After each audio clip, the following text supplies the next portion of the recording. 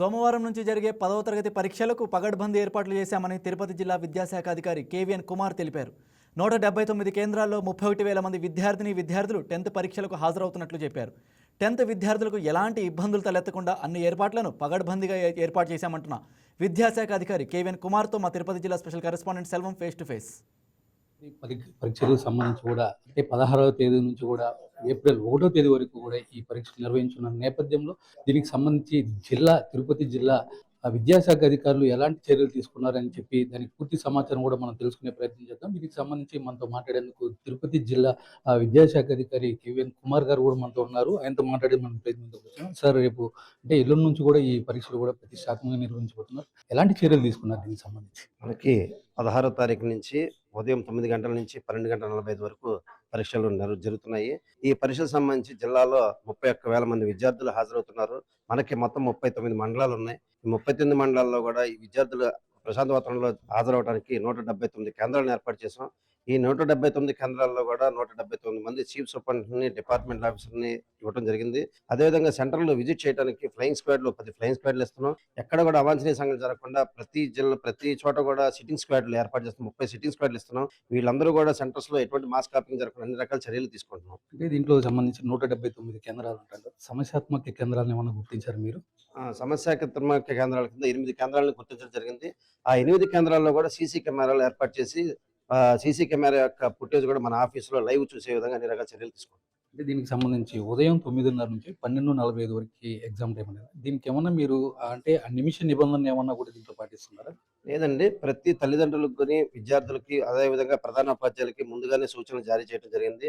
విద్యార్థులు హడావుడిగా వచ్చి పరీక్షా కేంద్రానికి పరీక్షలు సరిగా రాయలేని పరిస్థితులు కల్పించకుండా ముందుగానే, అంటే పరీక్ష 9:30కి ప్రారంభమయ్యేదానికి 1 గంట ముందుగానే పరీక్షా కేంద్రానికి వచ్చి 9 గంటల 15 నిమిషాల కల్లా వారి యొక్క కేటాయించిన సీట్లలో కూర్చునే విధంగా అన్ని రకాల చర్యలు తీసుకున్నాం. ఎక్కడైనా ట్రాఫిక్ నిబంధన వచ్చి అత్యవసర పరిస్థితుల్లో ఏదైనా ఉంటే 9:50 వరకు అలౌ చేయమని మేము చీఫ్ సూపరింటెండెంట్‌కి ఇన్‌స్ట్రక్షన్స్ ఇవ్వడం జరిగింది. అంటే ఇప్పుడు లేట్‌గా వస్తారు సార్. 9:50కి అని చెప్తున్నారు.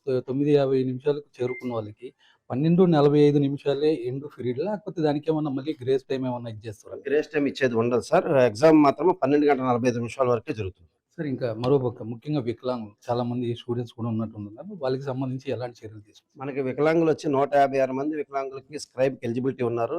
వారందరికీ కూడా మేము చీఫ్ సూపరింటెండెంట్ ద్వారా స్క్రైబ్ అలాట్ చేస్తున్నాము. ఆ స్క్రైబ్ ఎవరినైతే ఇచ్చామో వారిని వేరే రూమ్‌లో కూర్చోబెట్టి వాళ్ళతో స్క్రైబ్‌లో ఎవరైతే విద్యార్థి ఉన్నాడో ఆ విద్యార్థి చెప్పింది స్క్రైబ్ రాసే విధంగా చర్యలు తీసుకున్నాం. అంటే దీనిలో సంబంధించి కూడా ఆర్టీసీ ఆర్టీసీని మీరు ఎలా అనుసంధానం చేసుకుంటున్నారు? అంటే వచ్చే నుండి విద్యార్థులకి ఎక్కడ కూడా టైం ఇబ్బంది లేకుండా వాళ్ళని ఎలా గమ్యస్థానాలకు చేర్చే విధంగా చేస్తున్నారు? మేము ఆర్టీసీ అధికారులకి గౌరవ కలెక్టర్ గారి ద్వారా సెంటర్స్ లిస్టు ఇచ్చి వారికి సూచనలు జారీ చేయడం జరిగింది. ఈ సెంటర్స్‌కి ఎక్కడైతే రూరల్ ప్రాంతాలు ఉన్నాయో అక్కడికి బస్సు ఫెసిలిటీ, ఆ సమయానికి పరీక్ష కేంద్రానికి పరీక్ష 9:30కి వచ్చే విధంగా బస్సులను ఏర్పాటు చేయడానికి కూడా చర్యలు తీసుకున్నాం. సరే, ప్రధానంగా ఈ మాస్ కాపింగ్‌కి సంబంధించి అంటే ప్రతి చోట ఒక 8 ప్రాంతాలకు మాత్రమే సీసీ కెమెరాలు అనేది ఇచ్చేసారా? లేకపోతే ఈ 179 కేంద్రాలకి సంబంధించి ఇచ్చేసారా? ముందు అంటే మాకు ఎక్కువగా మాస్ కాపింగ్ జరుగుతుంది అని మా దృష్టిలోకి వచ్చిన 8 సెంటర్‌లని ఐడెంటిఫై చేసి అక్కడికి సీసీ కెమెరాలు చేశాం సార్. కానీ మిగతా రిమైనింగ్ 171 సెంటర్‌లో కూడా మేము సిట్టింగ్ స్క్వాడ్‌లేసి, ఫ్లయింగ్ స్క్వాడ్‌లనిచ్చి ఎక్కడ కూడా మాస్ కాపింగ్ జరగకుండా కట్టుదిట్టంగా ఏర్పాటు చేసాం. ముఖ్యంగా ఈ సంవత్సరం మాస్ కాపింగ్ జరగదు అనడానికి ముఖ్య కారణం ఏమంటే విద్యార్థులని పూర్తిగా తర్ఫీదునిచ్చి వాళ్ళ యొక్క ఆత్మస్థైర్యాన్ని పెంచి మనం పరీక్షలకి సిద్ధం చేసాం.